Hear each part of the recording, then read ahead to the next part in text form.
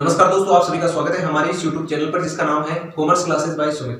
दोस्तों आज का हमारा जो चैप्टर रहेगा वो रहेगा जीएसटी रजिस्ट्रेशन प्रोसीजर।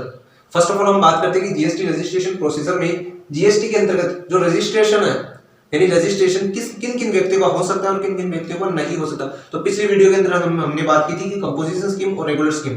तो कंपोजिशन स्कीम में या रेगुलर स्कीम में रजिस्टर्ड होने के लिए आने के लिए सबसे पहले वो एलिजिबल होना चाहिए। एलिजिबल होने के लिए उसका जो टर्नओवर है वो 20 लाख से ज्यादा होना चाहिए अगर कंपोजिशन में आ रहा है तो। ठीक है, अगर उसका टर्नओवर 20 लाख से ज्यादा है और साल भर में 1.5 करोड़ से कम है, 1.5 करोड़ से कम है तो वो एलिजिबल है। अगर कोई व्यक्ति साल भर में 5 लाख रुपए की सेल करता है, 5 लाख रुपए की बिक्री करता है, तो क्या वो जीएसटी के रजिस्ट्रेशन के लिए एप्लीकेबल है, एलिजिबल है? नहीं है। उसका टर्नओवर कम से कम 20 लाख रुपए होना चाहिए। अगर 20 लाख से ज्यादा है तो वो एलिजिबल है। अदरवाइज अगर 5 लाख 10 लाख 15 लाख कमा रहा है, जो बिक्री कर रहा है रेवेन्यू जनरेट कर रहा है, तो वो एलिजिबल ही नहीं है, तो उसको रजिस्ट्रेशन भी नहीं करवाना चाहिए।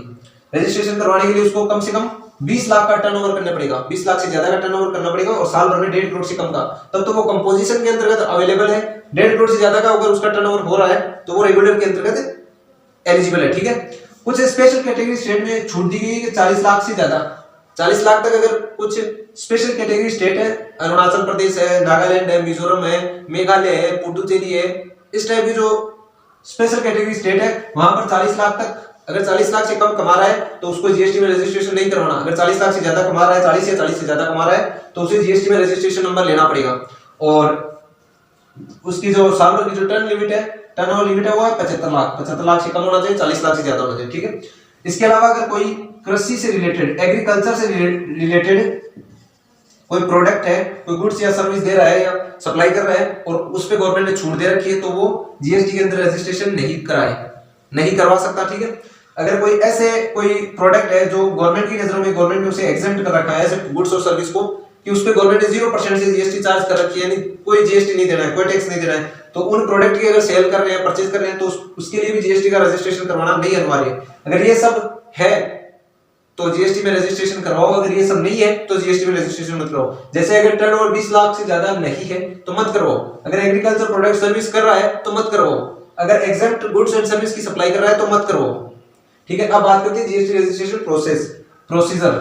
इसके अंदर देखिए सबसे पहले आपको कुछ दस्तावेज यानी डॉक्यूमेंट्स की जरूरत पड़ेगी और वो डॉक्यूमेंट्स आपके सामने है। Trade licence, PAN card, tax receipt, electricity bill, cancel cheque या बैंक स्टेटमेंट, आधार कार्ड और डिजिटल सिग्नेचर। ये सारे डॉक्यूमेंट्स आप अरेंज कर लीजिए अगर आपको रजिस्ट्रेशन करवाना है तो।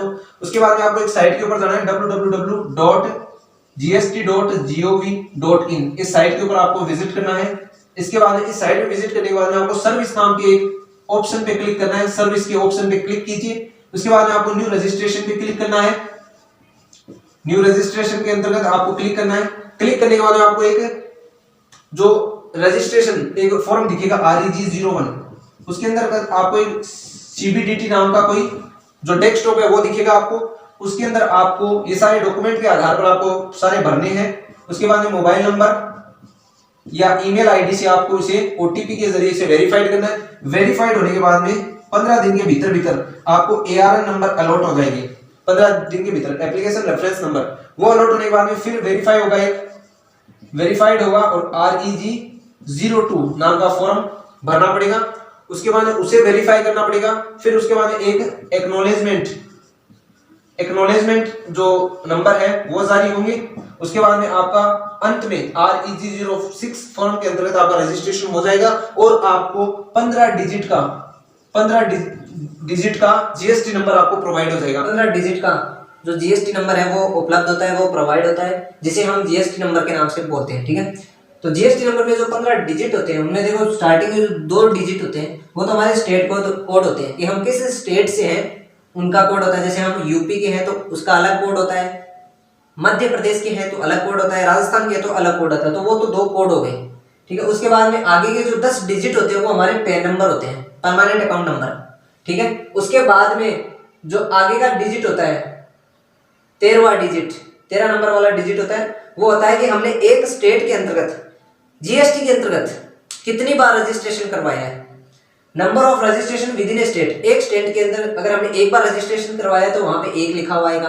अगर 2 बार रजिस्ट्रेशन करवाया है तो 2 लिखा हुआ आएगा। अगर 3 बार रजिस्ट्रेशन करवाया है तो 3 बार लिखा हुआ है, तो वो नंबर लिखा हुआ है। उसके जो आगे का डिजिट है 14वां नंबर का डिजिट वो बाय डिफॉल्ट रहता है, वो कुछ भी हो सकता है, वो जेड ही रहता है। कभी भी जीएसटी नंबर चेक करो तो इसमें जो 14 वाला जो लेटर है, 14 वाला जो डिजिट है, वो देखना वो बाय डिफॉल्ट रहता है, यानी जेड ही रहता है वहां पर। उसके जस्ट आगे के चले 15 वाला डिजिट और अंतिम डिजिट, वो चेक डिजिट होता है कि उसने टैक्स पेयर ने अगर टैक्स है वो चुकाया है नहीं चुकाया, उससे हम जांच कर सकते हैं कि कितना रिटर्न उसने भरा है, कितना टैक्स चुकाया है, कितनी तारीख को भरा है, कोई लेट फीस तो नहीं लगी, कोई पेनल्टी नहीं लगी, कोई इंटरेस्ट नहीं लगा, वो सब जांच करने के लिए होता है। तो आज के इस वीडियो के अंतर्गत मैंने आपको जीएसटी रजिस्ट्रेशन प्रोसेस के अंदर जीएसटी का रजिस्ट्रेशन बताया और जीएसटी रजिस्ट्रेशन के बाद में जो 15 डिजिट के आपको नंबर मिलते हैं उसकी जानकारी आपको दी। वीडियो आपको अच्छी लगी होगी, वीडियो को लाइक कर देना, शेयर कर देना और चैनल को सब्सक्राइब जरूर कर देना।